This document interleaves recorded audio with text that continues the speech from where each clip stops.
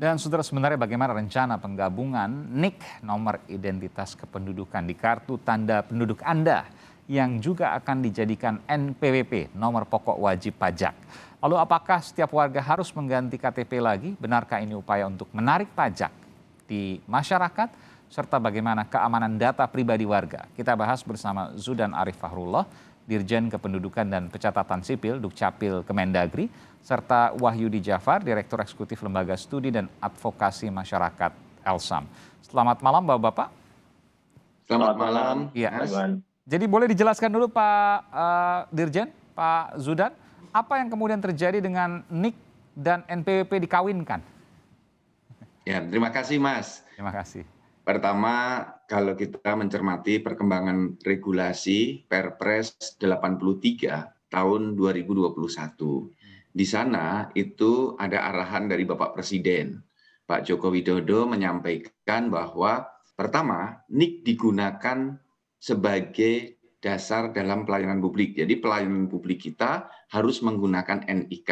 Ya. Itu yang pertama. Kemudian yang kedua, apabila penduduk sudah punya NPWP, maka digunakan NIK dan NPWP ditambahkan dalam semua pelayanan publik. Nah, apa yang dimuat di dalam Perpres 83 ini merupakan kelanjutan dari Undang-Undang 24 tahun 2013. Semangatnya sudah ada sejak tahun 2012 waktu kita menyusun Undang-Undang 24 2013 itu. Semangatnya adalah single identity number. Satu penduduk hanya boleh memiliki satu identitas menjadi kode referensi tunggal, yaitu NIK. Nah, kemudian inilah dimuat di dalam pasal 64. Pasal 64 Undang-Undang nomor 24 tahun 2013. Intinya mengatakan begini, dalam semua pelayanan publik wajib menggunakan NIK.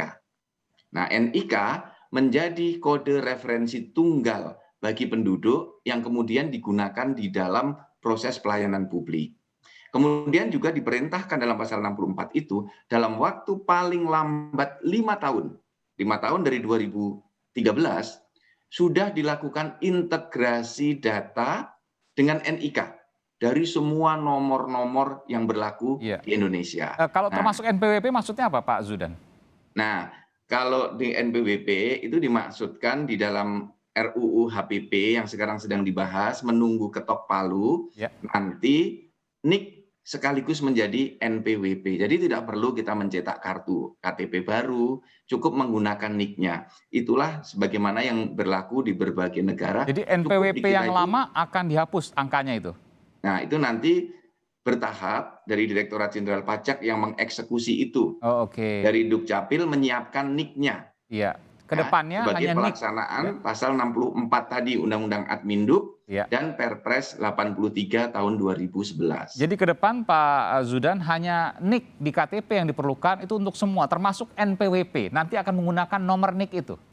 Iya, betul. Ini sudah dirancang di dalam RUU HPP yang menunggu ketok palu. Nah, ini kita tunggu besok di kesempatan terakhir setelah RUU-nya disahkan menjadi undang-undang di DPR. Jadi ketika nanti RUU disahkan tidak hanya NPWP, tapi semua akan punya satu nomor. Saya hanya punya satu nomor, nanti nomornya adalah NIK. Dan itu akan digunakan untuk semuanya, termasuk NPWP, SIM, dan lain sebagainya. Kalau dalam kesempatan yang pertama ini di RUU HPP yang langsung bertransformasi itu dari NPWP menjadi NIK atau NIK digunakan sebagai NPWP. Itu yang menjadi tahap pertama, nanti tahap selanjutnya tentu akan berkembang. Nah, seperti sekarang untuk bantuan sosial sudah menggunakan NIK, kartu prakerja berbasis NIK, BPJS berbasis NIK, itu pelaksanaan dari Undang-Undang Adminduk pasal 64 tadi, Mas Aiman. Baik. Saya ingin ke Pak Wahyudi Jafar, Direktur Eksekutif Lembaga Studi dan Advokasi Masyarakat. Jadi tahap pertama akan digabungkan NPWP dilebur bersama dengan NIK, cukup satu nomor saja, NIK. Jelas bahwa ini kemudian akan meringkaskan proses, termasuk juga meningkatkan rasio pajak. Benar demikian?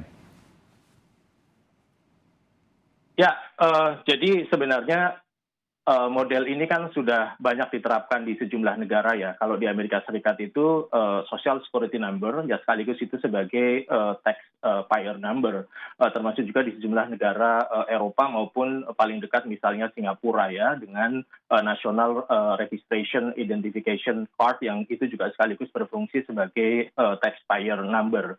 Cuma kemudian ada sejumlah problem yang terkait dengan bagaimana mekanisme pengamanan terhadap data-data yang dikumpulkan. Itu yang mungkin menjadi catatan kami. Nah, sebelum ke situ, saya mungkin ingin flashback ke belakang melihat bagaimana proses mulainya pembuatan NPWP sekaligus juga single identity number atau nomor identitas tunggal nasional yang itu dimandatkan oleh Undang-Undang Administrasi Kependudukan. Nah, Undang-Undang Administrasi Kependudukan sebelum direvisi dengan Undang-Undang 24 tahun 2013 itu kan pertama kali disahkan tahun 2006 melalui Undang-Undang nomor 23 tahun 2006. Tetapi program elektronik KTP yang kemudian di situ menegaskan pembentukan nomor identitas tunggal nasional itu kan baru dimulai tahun 2011 dengan Peraturan Presiden nomor 67 tahun 2011. Nah, di tahun 2009 itu kan juga keluar undang-undang tentang ketentuan-ketentuan umum dan tata cara perpajakan yang di situ menjadi basis pertama kali pembentukan NPWP. Nah, ini di periode itu mungkin belum ada proses sinkronisasi ya antara kebutuhan pengembangan sistem database kependudukan yang berbasis pada nomor identitas tunggal nasional dengan nomor pokok wajib pajak. Jadi dua-duanya ini berkembang. Bahkan kalau kita ingat NPWP itu kan lahir lebih dulu dibanding proses perekaman IKTP sebagai perintah dari Perpres nomor 67 tahun 2011 yang merupakan turunan dari Undang-Undang Administrasi Kependudukan. Itulah kenapa kemudian hari ini ada NPWP, ada NIK. Nah, dalam perkembangannya kemudian ada upaya, ada inovasi untuk kemudian menjadikan semuanya berbasis pada satu nomor yaitu sebagai NIK. identitas digital pada seseorang yang kita sebut sebagai nomor identitas Anda mengatakan bahwa ini ideal, ini bagus. Tapi apa kemudian tantangannya? Nah, itu dia. Kemudian dalam konteks pengembangan identitas digital ada beberapa prinsip sebenarnya yang harus kita tekankan di dalamnya. Tidak hanya kemudian pada inovasinya, tidak hanya kemudian pada integrasinya, tetapi bagaimana kemudian memastikan soal inklusinya, bahwa semua orang itu bisa mengakses NIK, bisa mengakses identitas kependudukan yang kemudian menjadi persyaratan utama ketika seseorang termasuk warga negara itu akan mendapatkan pelayanan publik baik dari pemerintah maupun swasta. Itu satu hal.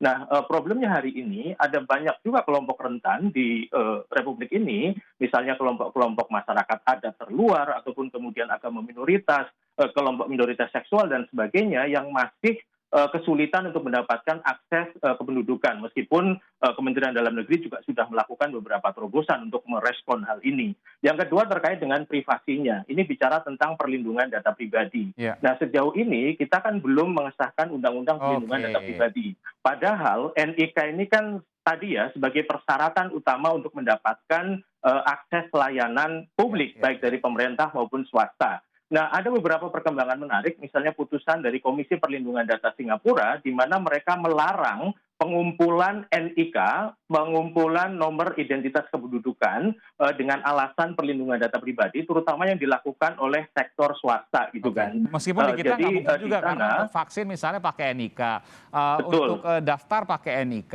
ini kemudian kemana-mana difoto pakai NIK.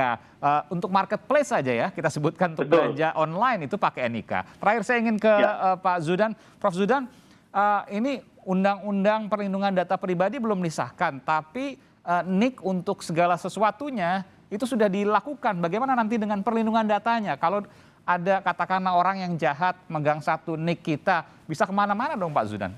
Ya, terima kasih Mas Aiman. Karena kalau kita menunggu sempurna, negeri ini nggak akan segera berjalan. Ya. Jadi gimana bayangannya Pak Prof Zudan? Kenapa kemudian tidak ditunggu proses boleh saya jelaskan perlindungan datanya dulu? Silakan. Boleh. Nah, saat ini perlindungan data pribadi itu tersebar lebih di 30 peraturan perundang-undangan. Sudah ada itu. Undang-undang ITE ada, Undang-undang Perbankan memuat itu, Undang-undang Adminduk juga sudah memuat itu. Kalau kita menunggu sempurna RUU PDP, kita belum tahu kapan itu akan disahkan. Tetapi bernegara harus jalan terus. Kehidupan berputar terus. Maka sambil menunggu RUU Perlindungan Data Pribadi itu diundangkan, kita bekerja dengan norma-norma yang ada. Bahwa perangkat Dengan hukumnya ada regulasi ketika yang sudah disalahgunakan. ada.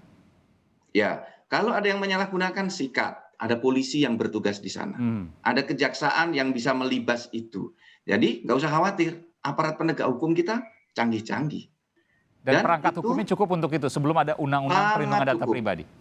Sangat cukup, Mas Aiman. Oke, baik. Beberapa kasus yang dia melakukan penyebaran data pribadi banyak yang sudah diproses di polisian. Ya, kalau ada orang yang menggunakan data orang lain diproses, yang melakukan penipuan, fraud, pemalsuan dokumen diproses. Jadi problem-problem minor tidak boleh mengganggu gagasan besar kita di dalam bernegara. Mari, yang bermasalah itu yang kita hajar, yang kita libas, yang kita sikat. Dan kedepannya nanti bayangannya adalah satu orang, satu NIK untuk semua. Ya, jadi kita itu ke depan menuju era single identity number. Jadi satu nomor itu cukup untuk semuanya. Oke. Jadi layanan kesehatan ke sana, asuransi ke sana, ya, layanan pendidikan ke sana. Jadi besok itu nomor induk TK sampai kuliah, nomor siswa itu sama. Sehingga ijazahnya bisa diketahui. Ketikniknya ijazah SD, SMP, SMA. Dan manfaatnya luar biasa. Pemalsuan ijazah bisa kita cegah. Selain karena untuk identitas pribadi juga ketika ada fraud, ketika ada kejahatan, ketika ada kriminalitas, maka akan jauh lebih mudah untuk mendeteksinya. Betul, Mas. Itu betul. Dan di dalam rangka kita memberikan pelayanan publik yang lebih baik, itu bisa lebih terintegrasi, lebih tepat sasaran, dan lebih tepat pada tujuan yang hendak dicapai di dalam pelayanan publik itu sendiri. Banyak kasus-kasus yang bisa kita tunjukkan dari kurang lebih 5 tahun kita masif melakukan integrasi data ini. Ini semua untuk transparansi ya Pak Zudan ya, ini yang tujuan utamanya. Jadi negara itu sekarang sudah bisa melihat seseorang, misalnya Mas Aiman punya mobil apa, nomor handphonenya berapa, asuransinya apa. Kemudian yang ASN sudah punya LHKSN belum, yang pejabat LHKPN-nya bagaimana, itu bisa di-tracking dengan mudah. Itu keuntungan bagi kita semua yang ingin berperilaku baik, itu akan sangat mendukung bagaimana tata kelola pemerintahan dan perilaku baik warga masyarakat bisa didorong ke arah sana. Baik, luar biasa. Ini mudah-mudahan cita-cita mulia yang kemudian dilakukan juga dengan pengamanan yang juga mumpuni. Nanti kita akan lihat, cermati ke depan bagaimana perkembangannya. Sungguh menarik apa yang kemudian disampaikan. Terima kasih Prof. Zudan Arif Fahrullah, Dirjen Kependudukan dan Catatan Sipil Dukcapil Kementerian Dalam Negeri. Terima kasih atas informasinya, dan juga Bung Wahyudi Jafar dari Elsam. Terima kasih Bapak-Bapak, sehat selalu.